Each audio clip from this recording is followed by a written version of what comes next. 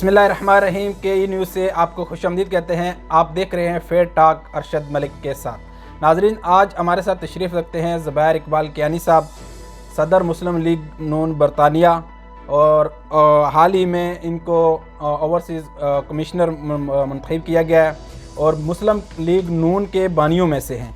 इनसे fair talk करते हैं। अस्सलाम वालेकुम, कैसे हैं? वालेकुम सलाम, खैरियत है। बहुत शुक्रिया आपने के न्यूज़ के लिए हमें टाइम दिया। सबसे पहले हमारे नाज़रीन को ये बताएं कि आपने सियासत का आगाज़ कब से किया? सियासत का आगाज़ मेरे वालिद साहब 66 में अपने इलाके से यूनियन कौंसिल के चेयरमैन रहे, फिर 87 में मेंबर ज़िला कौंसिल मुंतखब हुए। सिकंदर साहब के करीबी साथियों में उनका शुमार किया जाता है। तो सियासत तो हमारे घर से ही ज़ाहिर है, काफ़ी बचपन से ही मैं एक्टिव रहा। 79 का जो बलदियाती इलेक्शन था उसमें अमली तौर पर हम शरीक हुए, और जो फोर फ्रंट पे सियासत की है वो 2009 में जब फारवर्ड ब्लॉक बना सिकंदर साहब की क़यादत में, राजा फारूक अहद साहब की क़यादत में, तो बरतानिया में मुझे उसका ऑर्गेनाइज़र मुंतखब किया गया। तो उसके बाद से अब 11-12 साल हो गए। बरतानिया में कब से सेटल है? बरतानिया में 1970 से। अच्छा, आज़ाद कश्मीर में और बरतानिया की सियासत में बुनियादी फ़र्क क्या समझते हैं आप? बड़ा ज़मीन आसमान का फ़र्क है। बरतानिया तो जमहूरियत की माओं से कहा जाता है। जमहूरियत का आगाज़ भी बरतानिया से हुआ है, और जो बरतानिया की पार्लियामेंट की बिल्डिंग है वो 1630 या 32 में बनी है, और हमारा मुल्क 1947 में आज़ाद हुआ। तो 300 साल का गैप तो है, मैं समझता हूँ। और वहाँ पे अदारों को मजबूत किया जाता है, जमातों को मजबूत किया जाता है, शख्सी सियासत नहीं है इस तरह आज़ाद कश्मीर में। बुनियादी फ़र्क यह है कि आज़ाद कश्मीर में शख्सी सियासत है, और वहाँ पे जो हैं वो जमातें हैं वो मजबूत हैं। तो आपको ओवरसीज़ कमिश्नर मुकर्रर किया गया, कश्मीरी कम्यूनिटी के लिए आपकी क्या तरजीहात?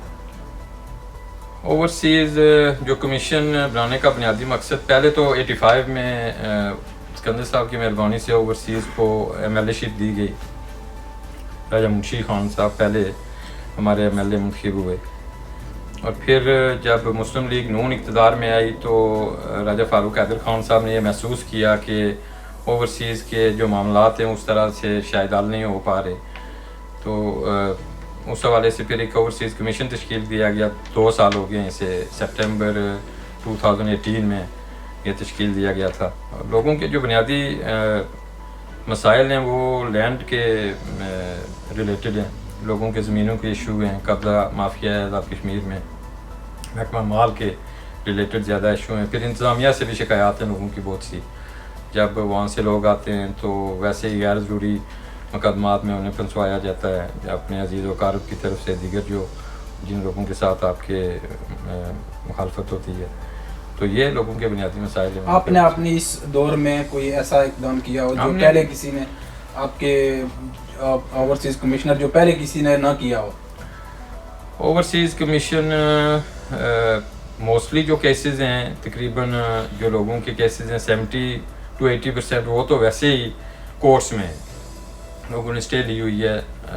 ज़्यादातर जो केसेस हैं वो कोर्ट्स में हैं, लेकिन इसके बावजूद हमने लोगों को फैसिलिटेट करने की कोशिश की। हमने एक तजवीज़ पेश की पिछले दिनों, जब मैं आज़ाद कश्मीर गया तो भारत की एक स्टेट है जहाँ पे ओवरसीज़ लोगों को के मुकदमात को एक टाइम फ्रेम मुकर्रर है, ग़ालिबन 1 या 2 माह के अंदर उनके केसेस का फ़ैसला होता है। तो हमने हुकूमत को ये तजवीज़ दी है कि इस तरह के स्पेशल कोर्ट्स ओवरसीज़ के लिए बनाए जाएँ, और बाकी जो छोटे मोटे लोगों के मसाइल हैं ये हमने हल करवाए हैं पिछले 2 सालों में, शुक्र अल्हम्दुलिल्लाह। अच्छा, आपका ऑफिस आज़ाद कश्मीर में है, सरकारी अखराजात भी होते हैं, मगर ब्रिटिश कश्मीरी को इसका क्या फ़ायदा है? ब्रिटिश कश्मीरियों के, ज़ाहिर है ब्रिटिश कश्मीरियों के लिए ये ओवरसीज़ कमीशन तश्कील दिया गया है, वो मसाइल भी ब्रिटिश कश्मीरियों के ही हैं। तो हमने जो ऑफिस है हमारा कश्मीर हाउस में है, और एक अब सब ऑफिस हमने कायम किया है मीरपुर। और जो लोगों के मसाइल हैं वो ज़्यादातर साउथ के लोगों के, मीरपुर के लोगों के सबसे ज़्यादा हैं, बिम्बर है, डडियाल, चकसवारी वगैरह, कोटली के लोगों के भी मसाइल हैं। तो उस ऑफिस के थ्रू ही ज़ाहिर मसाइल हल होते हैं। तो ऑफिस का क़याम तो ज़ाहिर आज़ाद कश्मीर में ही होना था। اچھا، اوورسیز کا قائدین اور لیڈران کا اکثر یہ شکوہ گلا رہتا ہے کہ جب وہ اپنے ملک میں واپس کشمیر میں جب جاتے ہیں تو ان کو اس طرح کا سے ٹریٹ نہیں کیا جاتا، جس طرح کے کوئی مہمان یہاں پہ آتا ہے، کوئی منسٹر یہاں پہ آتا ہے تو یہاں پہ ان کو ریسیپشن دی جاتی ہے، اور مختصراً ایسے کہہ لیں کہ وہاں پہ ان کو لفٹ نہیں کرائی جاتی. تو آپ کے ساتھ بھی کوئی اس طرح کا معاملہ ہے؟ اوورسیز کے جو یہاں پہ جو ذمہ داران ہیں، قائدین لیڈران کہہ لیں. پہلی بات تو یہ ہے جی کہ ہم اپنے آپ کو لیڈر کبھی تصور ہی نہیں کیا، ہم تو کارکن ہیں. لیڈر تو ہمارے صاحب سارے آزاد کشمیر میں ہیں، پاکستان میں ہیں، اور نہ ہی کبھی توقع رکھی ہے ہم نے. جب ہم آزاد کشمیر آتے ہیں تو اپنے ملک آتے ہیں. یہ جب برطانیہ جاتے ہیں تو یہ دیار غیر میں جاتے ہیں، ہم انہیں ہوسٹ کرتے ہیں کیونکہ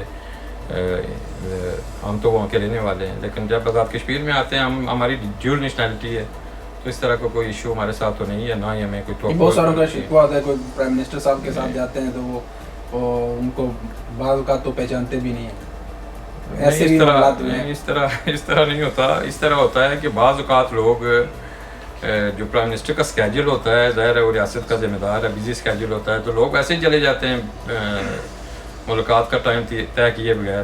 تو اس حوالے سے کچھ شکایات آج کا اعلان کر دیا گیا ہے. تو اس حوالے سے ویسے تو کشمیر کے حوالے سے راجہ فاروق حیدر صاحب کا بڑا اٹل موقف رہا ہے. تو آپ کیا سمجھتے ہیں کہ آپ کی پارٹی پالیسی اس حوالے سے کیا کہتی ہے؟ فی الحال تک پارٹی پالیسی کا تو مجھے نہیں پتا. میری فاروق صاحب سے اس حوالے سے بات ہوئی ہے، ان کی ذات کے حوالے سے مجھے پتا ہے کہ ان کا موقف کیا ہے. لیکن بحیثیت کشمیری ہم اس فیصلے کو مسترد کرتے ہیں. سارے کشمیریوں کو اس فیصلے کو مسترد کرنا چاہیے. میں ذاتی طور پر سمجھتا ہوں کہ اس کا تحریک آزادی کشمیر کو ناقابل اطلافی نقصان پہنچے گا. تو یہ فیصلہ جو بھی پاکستان کی گورنمنٹ نے لیا ہے، عمران خان صاحب نے، میں سمجھتا ہوں کہ تحریک آزادی کشمیر کے لیے نقصان دہ ہے. اچھا، مسلم لیگ نون کی حکومت کی کارکردگی سے مطمئن ہیں آپ؟ جو بالکل مطمئن ہیں. مسلم لیگ نون 4 سال میں میرے خیال میں تاریخی کام کیے ہیں. ختم نبوت کا بل پاس کیا ہم نے، NTS کے ذریعے عام لوگوں کی جو یہ محکمہ تعلیم میں ایک رسائی تھی اس کو ممکن بنایا. ریاست کا انفراسٹرکچر بہتر ہوا. اس کے بعد ایک کریڈیبل پبلک سروس کمیشن ہم نے دو دفعہ متعارف کروائے. باقی بھی جو میں سمجھتا ہوں کہ اس گورنمنٹ میں آنے سے پہلے انہوں نے وعدہ کیا تھا کہ بلدیاتی انتخابات کرائے جائیں گے، لیکن وہ حال نہیں ہوئے. پچھلے دنوں سوشل میڈیا پہ چل رہی تھی وزیر حکومت میر اکبر صاحب کو وہاں پہ مختلف انداز میں وہاں پہ روکا گیا، اور وہ پانی کے معاملے پہ. تو ان کا کام تو قانون سازی کرنا. اگر اختیارات یونین کونسل لیول پر نیچے چلے جاتے تو یہ اس طرح کے معاملات تو سالو ہو جاتے. بالکل، یہ آپ کی بات درست ہے. اس حوالے سے بھی میری تو خیر بارہ دفعہ جب بھی برطانیہ کے قائدین تو ہم نے وہاں پہ ببانگ دول کہا کہ یہ آپ کا فیلئر ہے، جو بلدیاتی انتخابات نہیں ہوئے. لیکن اس میں پہلے تو انہوں نے ایک کمیٹی بنائی راجہ نثار صاحب کی سربراہی میں، اور ایشو تھا کہ پرانی فہرستوں کے مطابق الیکشن ہو یا نئی کے مطابق. جب جماعت نے فیصلہ کیا تو کوئی کورٹ میں چلا گیا. اس وقت معاملہ کورٹ میں ہے. اس وجہ سے پچھلے 2 سال سے تو میں کہہ سکتا ہوں کہ یہ ہماری حکومت کا قصور نہیں ہے. لیکن یہ بات آپ کی درست ہے کہ یہ بلدیاتی انتخابات حکومت کی تشکیل کے بعد فوری بعد ہونے چاہیے تھے، اور جو اختیارات ہیں یہ نچلی سطح پر منتقل ہونے چاہیے. آئندہ الیکشن میں آزاد کشمیر میں کیا اپنی پارٹی کی سیٹنگ دیکھتے ہیں کہ کیا اگر تو فیئر الیکشن ہوا، دائیں سے مداخلت نہ ہوئی جس کا شدید احتمال ہے، جس طرح آپ GB میں دیکھیں الیکشن اگست میں ہو رہے تھے، لیکن پری پول ریگنگ اور بہت سارے معاملات میں انفلوئنس، بہت سارے ادارے بھی ہوئے. PTI کی گورنمنٹ بھی وہاں پہ اس وقت گنڈا پور صاحب تشریف رکھتے ہیں وہاں پہ. تو اس طرح کی اگر کوئی مداخلت نہ ہوئی تو اگلی حکومت بھی انشاءاللہ وزیر مسلم لیگ میں. PDM کے حوالے سے آپ کیا کہتے ہیں کہ کوئی جو اتحاد ہے یہ گورنمنٹ کو کوئی نقصان پہنچائے گا؟ جس طرح کا رویہ ہے گورنمنٹ کا، اس سے تو میں سمجھتا ہوں کہ PDM ایک مؤثر طاقت بن کر ابھرا ہے. جو PTI کی گورنمنٹ ہے اس کا ایک فاسسٹ اپروچ رہی ہے پچھلے 2-3 سال میں.